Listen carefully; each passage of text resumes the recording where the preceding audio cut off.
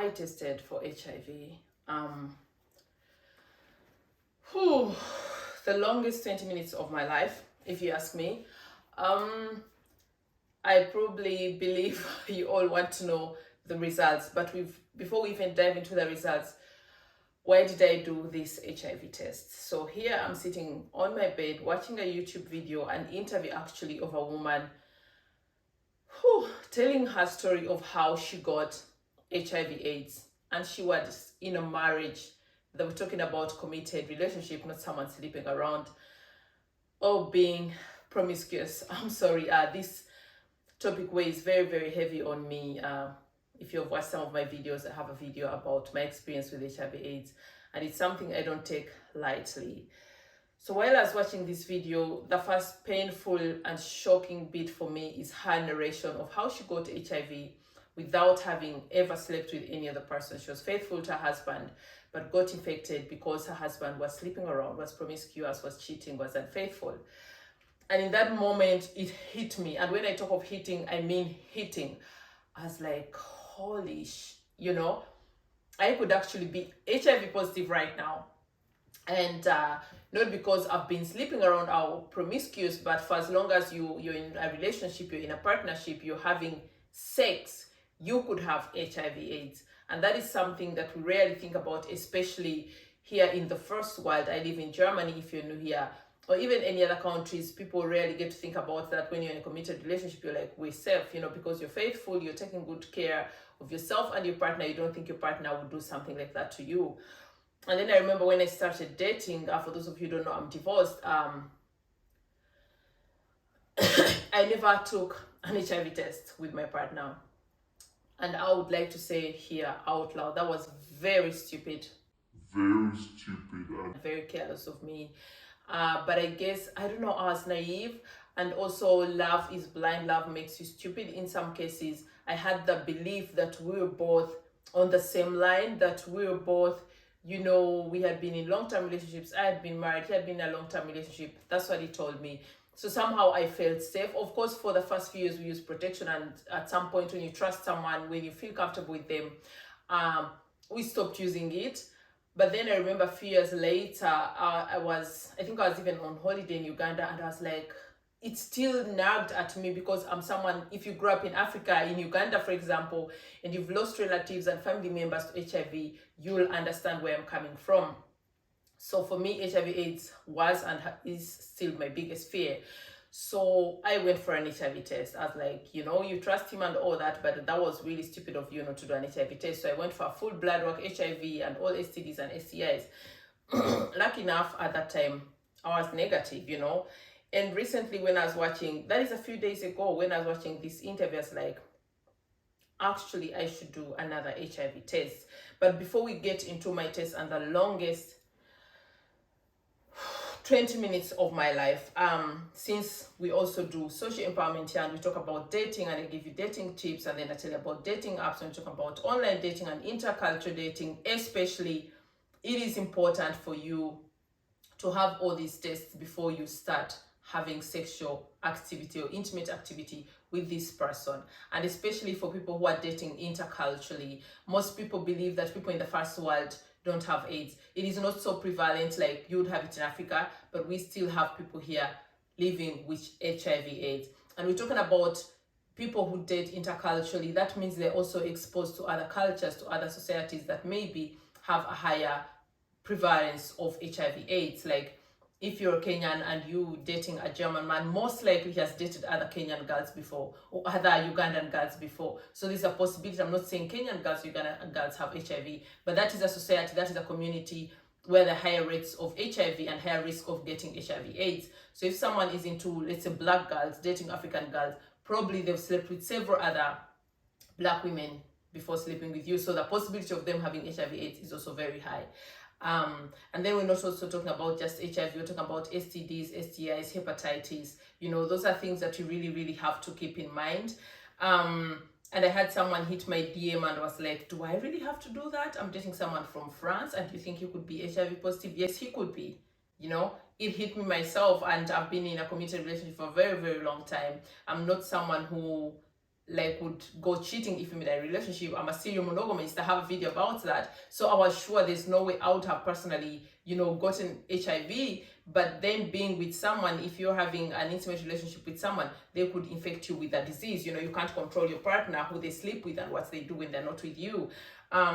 So if you're dating, be it interculturally or just any other person, you really, really have to do some blood work before you have intimate relationship with this person. And we're not talking about just HIV/AIDS. I'm talking about STDs, STIs, and for the ladies, we talk about HPV, human papillomavirus.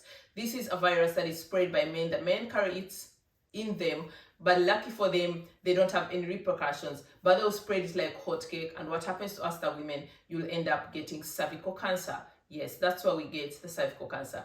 So it's important to have all these things tested for. And if your man has HPV, then you can get immunized, or you get treatment or constant checks every 6 months to make sure that you don't develop cervical cancer. So it's very, very important. I know you're all looking for love, and don't we all love love? I mean, we human beings are created for love, but it's very, very important for you to have these tests, okay?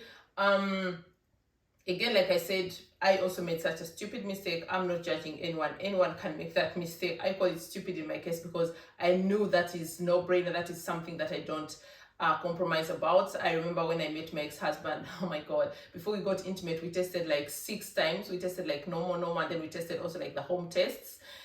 And we tested and tested, and I was still not sure. I was like, what if the test is negative, is positive, but it's showing negative? And we tested again and we tested again. Like, I take it very, very seriously when it comes to my health, and you should too. Those are things that you shouldn't take so lightly, and especially if you grew up in a community like mine in Uganda, where you've lost several relatives, very important people to you, to HIV/AIDS.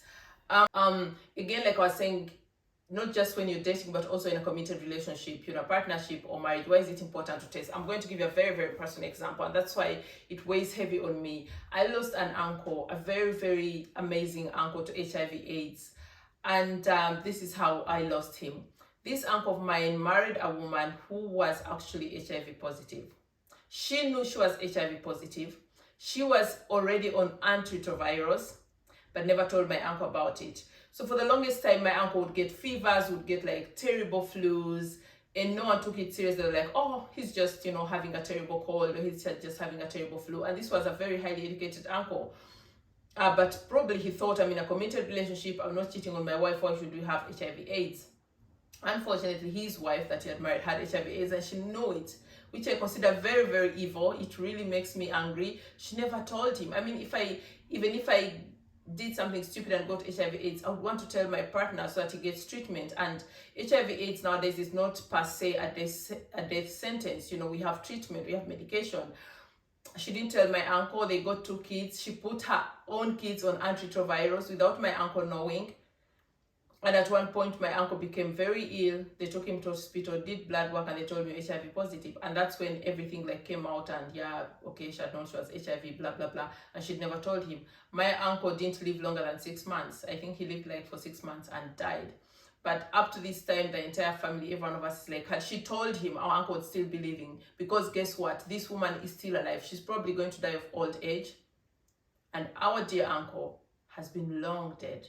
His life cut short, and that makes me so mad, and that explains also my fear, So even in a committed relationship, in a marriage, or this interview that I was watching and, hit me, this was a married woman, So even when you're in a committed relationship, even when you're married, every once in a while, do some blood work, not because you want to come back and, tell your partner you gave me HIV/AIDS, but because you're catering for yourself, you're catering for your own health. If you're a mom, you don't want to die and leave your kids. In my case, I hope that I live as long as possible, be able to guide my kids through their life and watch them grow and even get grandkids, But if I got HIV/AIDS and I didn't know, I would probably have no chance. Once my CD count goes down, then you have no chance. Even the treatment won't help.